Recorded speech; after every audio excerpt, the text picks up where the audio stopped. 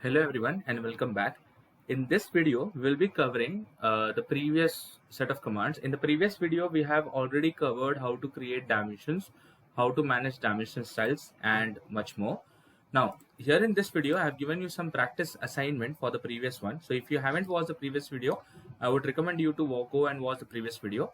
Now, in this video, we'll be creating some practice assignment which will contain some diagrams like this. Okay. So in this case, I have told you to create the diagram, also to add the dimension, also to add the annotation, and also to use layers. Okay. So what I'm going to do is I'm going to start with a new file, and I'll be doing a few of these. For example, let's say I'll be creating one of these. This is with polar and ortho. So I'll be first starting with a new drawing file. Okay. Then I'll be going for layers, LA enter, and I'll be creating layers as such. For example, here I'm creating new layers. I'll just zoom into it. Okay, so I'm creating a layer named let's say objects. Then I'm creating a layer named annotations.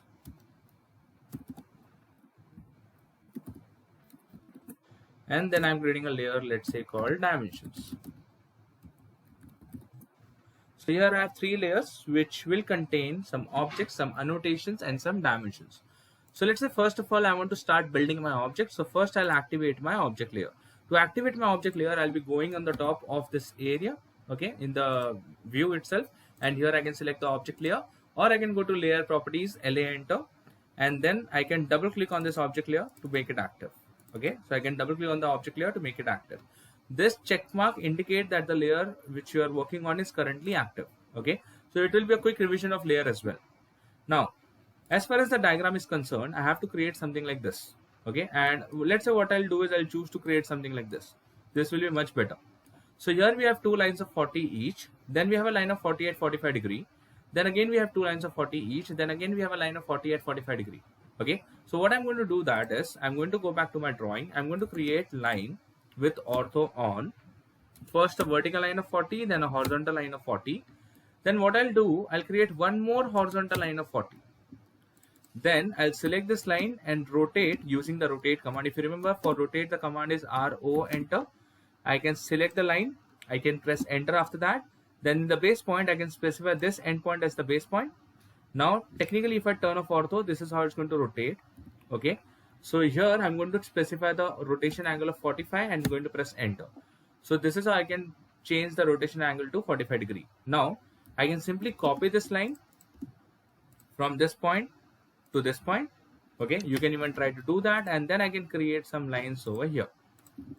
Now after creating this part of the diagram, let's look at other things. For example, here we need a circle of dia 20, here we need a circle of radius 10, radius 20 and radius 10. So I'll go for circle, I'll go for tan radius, this one, then radius of 20. Then again I'll go for circle, I'll go for tangent radius, this one, then radius of 10. So let's say my part of creating the drawing is done. Second part is to annotate. Now before we start annotation, I'll go to text style and I'll be creating a new text style. For text style, the command is st enter. Okay, so I'll be going to text style, then I'll be creating a new text style, and let's say here I want to call my style as annotation. Annotation style. So once I define the name to my style, then I can choose what font style I want to use. Let's say I want to use this font style. Okay, I can define height, oblique angle, and other parameters as well, but I'm happy with the style itself. Now I'll click on apply, then I'll click on close, then I'll press DT enter, that is for writing the text, especially single line text. Okay, now what I want to write here is, let's say I want to write tan radius and some other information. So what I'm going to do is I'm going to type DT enter.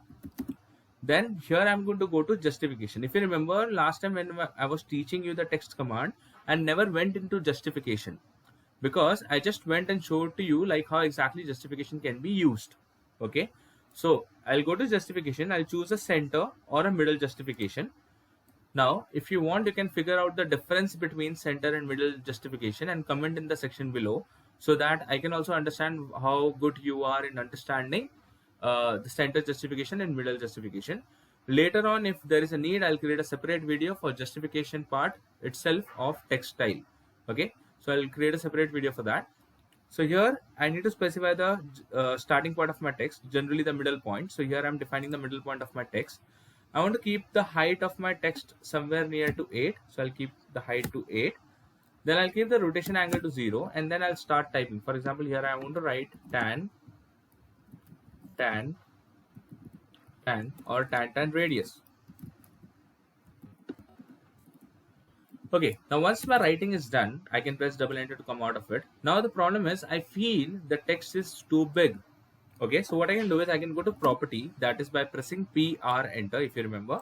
Okay, for properties the command is PR enter, and then I can select the text. So here I'm going to properties, selecting the text, and here you can see the content.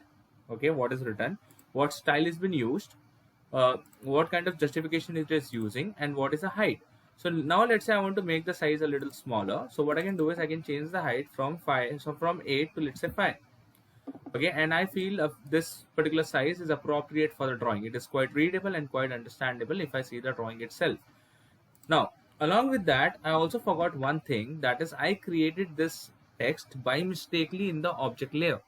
This was supposed to be there in the annotation layer. So if I zoom in, you can see if I highlight my text here, the layer is set to object.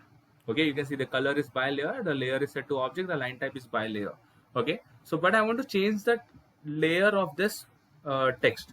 Okay, one thing I would have done is I would have activated the annotation layer right before typing this. But if I made a mistake, then what I can do is I can simply select this text, then I can go back and change the layer, okay, to annotation. So that should be done after making the selection. Now if I press escape, you can see as of now the object layer itself is the current layer or the current in use layer, but right now this text is now a part of annotation layer. If I zoom in, so here you can notice the text is now a part of annotation layer. Okay, just a sec.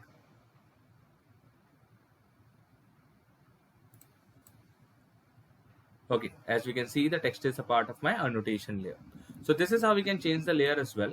Okay, now let's continue defining the dimension. Now let's say I want to create some linear dimensions. I'm pressing DAL enter, and now I'm trying to create a linear dimension. The dimension doesn't look that interesting as of now. Like basically it is not like we cannot differentiate the drawing lines from dimension lines. Okay, so what I want to do is, first of all, I want to activate my dimension layer. Okay, second thing, I want to go for dimension style, that is by pressing D enter, and I want to create a new dimension style which will be for dimensions or for annotations. So I'm just naming this as dimensions. Now here what I need is I don't want a comma, I want a period. Okay, I want to see the trailing 0. So in 0 separation, I'll deactivate trailing 0, so that any time I get 0, it will be 0.00 always. Okay, so I want to see the trailing 0. Now along with that, I want my text to be always horizontal. I want my text to be always centered. I want my text height to be 3 or let's say 2. I want my symbols and arrow size to be 2. I don't want a closed fill arrow, I want a closed blank arrow for this example. Okay, and similarly I can do various things, like I can go to text and I can change the text style to annotation style. Okay, the style which we are using, similar style for the text as well. So I'll click OK.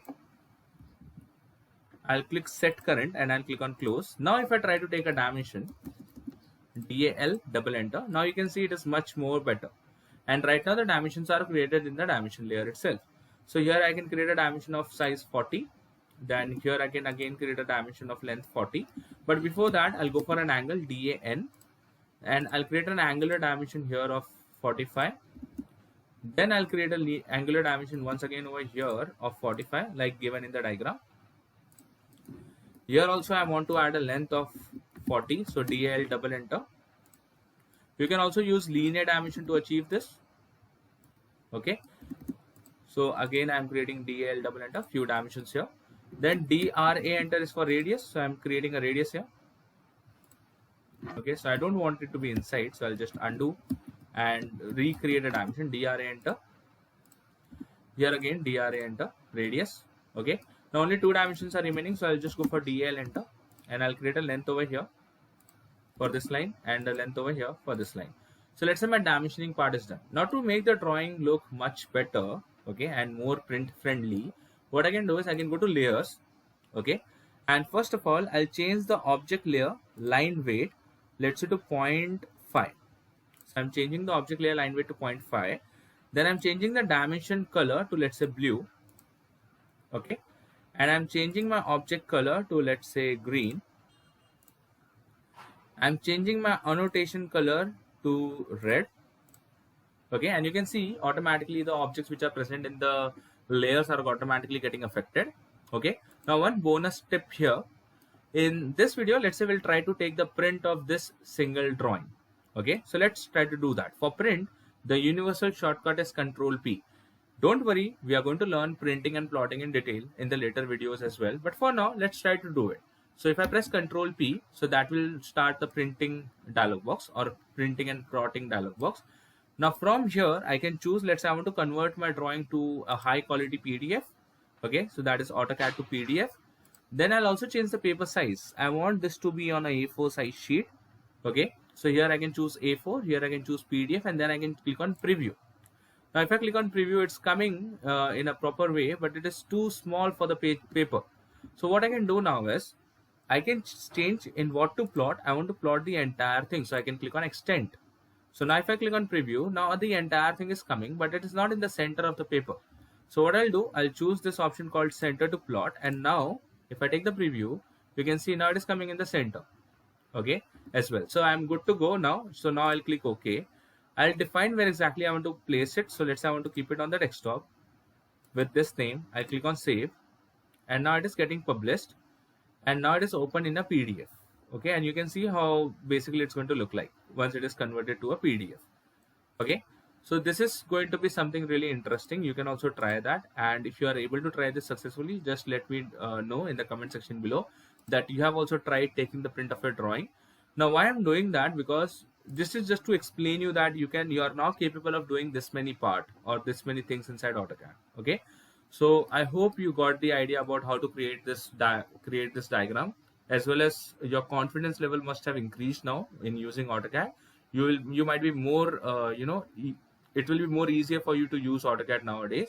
Okay, and if suppose you are coming in here for the first time, if you are viewing this video for the first time, I would really appreciate if you like and if you subscribe to the channel for more videos. And you can also go and watch all previous videos in which I am explaining all of these in great detail, so that you can also understand everything over here. Okay, so thanks a lot for watching. Have a great day ahead.